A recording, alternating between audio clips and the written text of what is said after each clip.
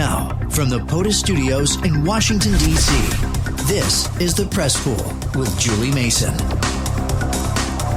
All right, hour two. Thank you so much for being with me today, and what a pleasure it is to welcome back to the show Senator Ted Cruz. He's a Republican of Texas, a resident of H-Town. He tweets at Ted Cruz. He's got a new book out, One Vote Away, How a Single Supreme Court Seat Can Change History. The book is out tomorrow. Senator, welcome back. Julie, great to be with you. Thanks for having me. Well, this seems a timely book title. Well, it is.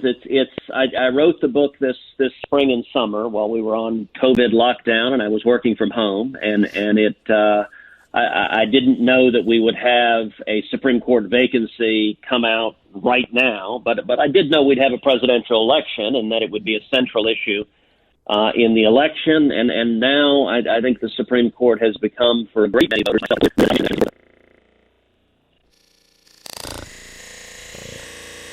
Well, and Senator, Republicans have always been better at Democrats than using the Supreme Court as a galvanizing force in elections. I wonder why that is.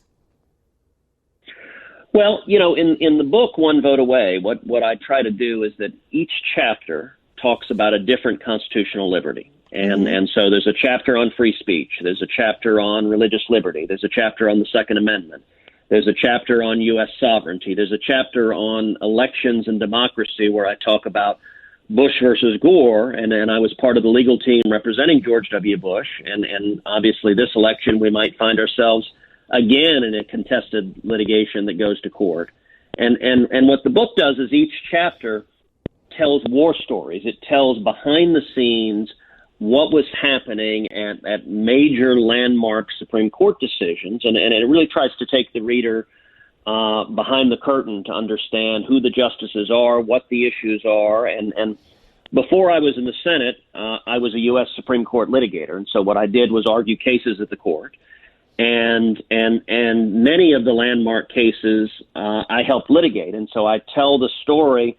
And what's striking on issue after issue is that the fundamental rights we care about, the main cases were decided 5-4, which means we're just one vote away. One vote will either preserve our constitutional liberties or potentially undermine them. And that's really what the book is designed, is to make it understandable.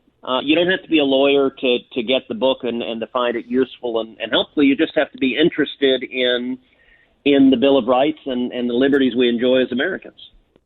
It is quite striking, as you note in your book, how much of how we live today was decided by one vote on the court. And I wonder if we could talk about some of those issues. For example, religious liberty. Sure. Van Orden v. Perry. Well, so one of the cases I talk about is Van Orden versus Perry. That was a case challenging the Ten Commandments monument that stands on the state capitol grounds in Texas. And it's a monument that's been there since 1961. And it was challenged in a lawsuit. An individual, an atheist, who was a homeless man, filed a lawsuit saying it was unconstitutional to have an image of the Ten Commandments on the capitol grounds. I represented Texas. That case went all the way to the Supreme Court. And it ended up, we won 5-4. But that means there were 4 justices who were prepared to vote and who did vote to tear down the monument, to knock down a monument that had been there nearly 60 years. And that's a pattern we're seeing over and over again. And I described some of the history of it, where when it comes to religious liberty, the rights of all of us to live according to our faith, according to our conscience, are very much at stake in this election. And that is a big part of the reason why, for me, it was the number one reason I voted for Donald Trump over Hillary Clinton, is because he promised to nominate constitutionalists to the bench who would protect religious liberty and free speech and the Second Amendment and all of our constitutional rights. Many Americans, as I'm sure you hear over and over, believe that the idea of separation in church and state is somehow a constitutional principle, but of course it isn't. Well, that's right. And the First Amendment has 2 clauses concerning religion. One, what's called the Free Exercise Clause, and the second that's called the Establishment Clause. The Free Exercise Clause protects your and my right to live according to our faith and according to our conscience. The Establishment Clause prevents the government from favoring religion, from mandating religion. Remember, we had just fought a revolution from Great Britain, and in Great Britain, they have the Church of England. They have a government religion. The framers of our Constitution didn't want that here in the United States. They wanted us to be able to choose. But what happened, and I talk about this in the book, One Vote Away, is really starting in the 1960s. Liberal activists began using the courts to try to infuse in the law a hostility to religion. They began trying to read the First Amendment as basically mandating that you've got to erase God from the public square. And so another case I talk about is a case where an atheist in California challenged the Pledge of Allegiance and argued you couldn't have the words "one nation under God" in the Pledge of Allegiance. And I represented all 50 states in that case, and we ended up winning at the court. We won unanimously, but on a narrow procedural ground. Another example, and another case I talk about in the book, deals with the Mojave Desert Veterans Memorial, which is a memorial that was erected over 70 years ago to honor the men and women who gave their lives in World War I.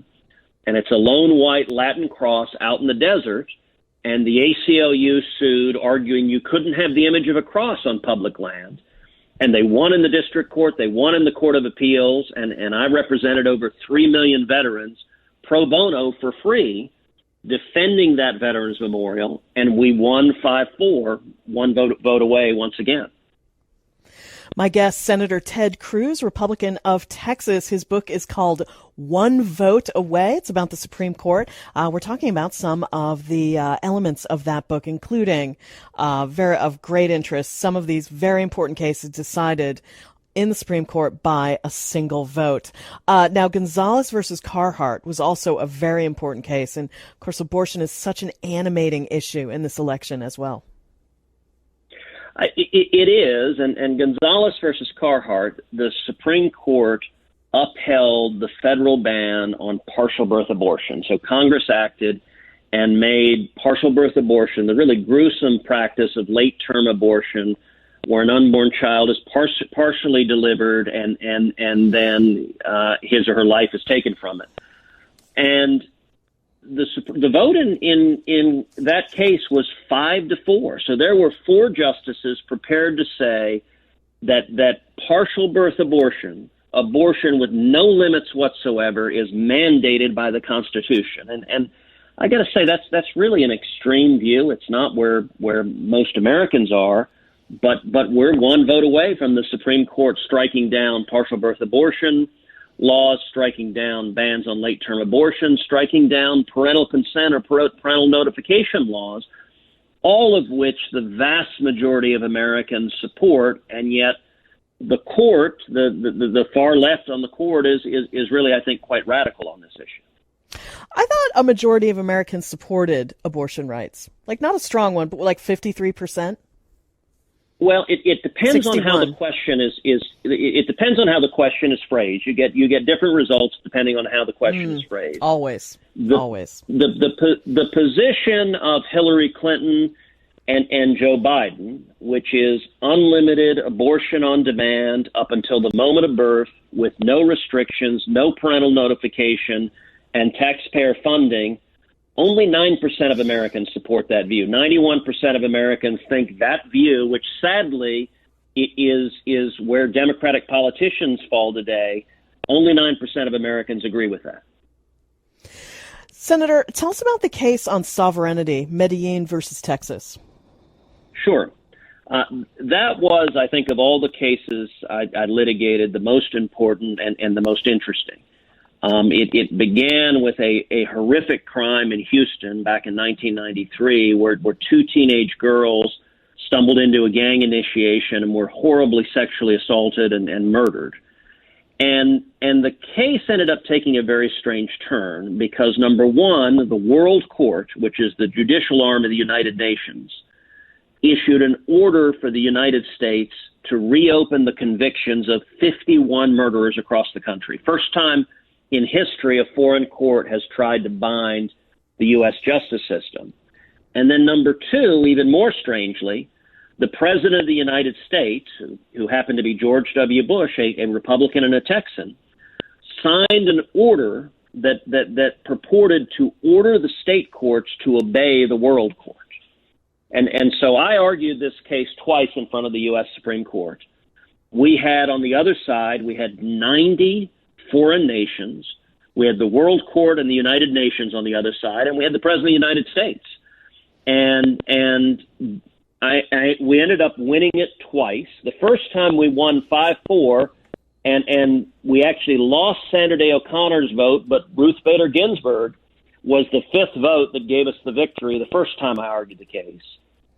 And the second time I argued the case, we won 6-3, and the Supreme Court struck down the World Court's order as having no jurisdiction here in the United States, and it struck down the order of the President of the United States as exceeding his constitutional authority, and the court agreed with Texas that no president, whether Republican or Democrat, can give up U.S. sovereignty. And you know, the question of sovereignty is really who makes the laws, who governs. And what we argued is it is we the people, the American people, not a foreign entity or organization like the United Nations. I remember that case so well. Jennifer Ertman and Elizabeth Pena. Unforgettable. Unforgettable case.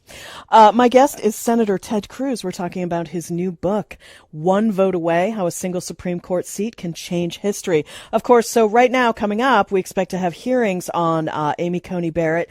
You've spoken in favor of her nomination. Do you think, does she have the votes? Is it going to happen?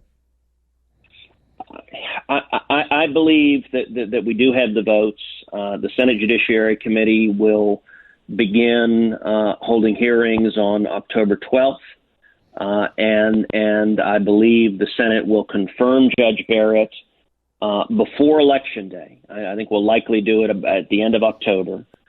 And I have to say, I think she's a very strong nominee. She's got impeccable credentials. She graduated number one in her class from Notre Dame Law School. She was a law clerk for the great Justice Antonin Scalia.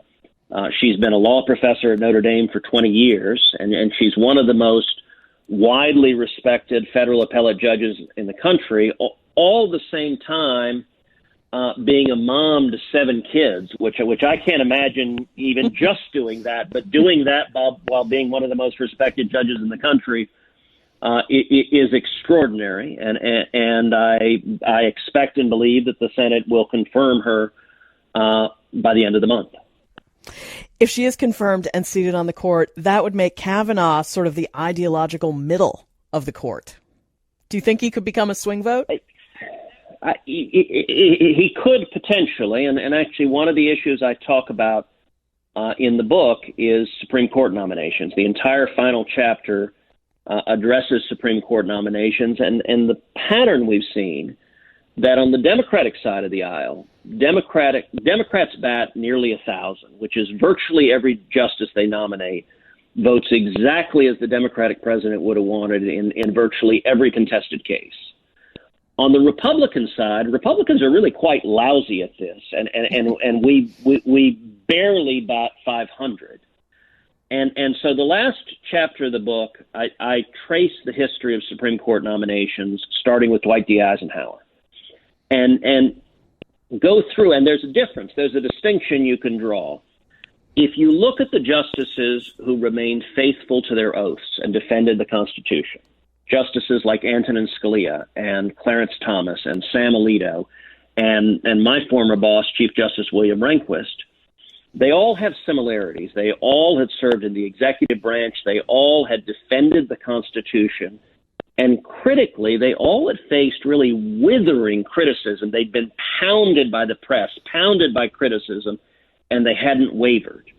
And on the other hand, when you have justices who didn't have a proven record, who hadn't gone through the inferno of being blasted, virtually every time they've proven to be a disaster. And with Justice Kavanaugh, I raise in the book very significant concerns in that I don't think his record matched that of the others, and I'm quite concerned that often the tenure of a justice is measured not in years and decades, but I am concerned that Justice Kavanaugh will not be as faithful to the Constitution as he should be. Wow. Guess we'll find out. Senator Ted Cruz, what a pleasure. Thank you so much for coming on the show. Thank you very much. And the book is One Vote Away. It's on Amazon. It's on Barnes & Noble. Anywhere you get your books, it's available. And I think people will find it interesting. And hopefully you'll learn something and have some fun reading at the same time. Terrific. Senator Ted Cruz, Republican of Texas. I'm Julie Mason. Stay with us. You're listening to Sirius XM.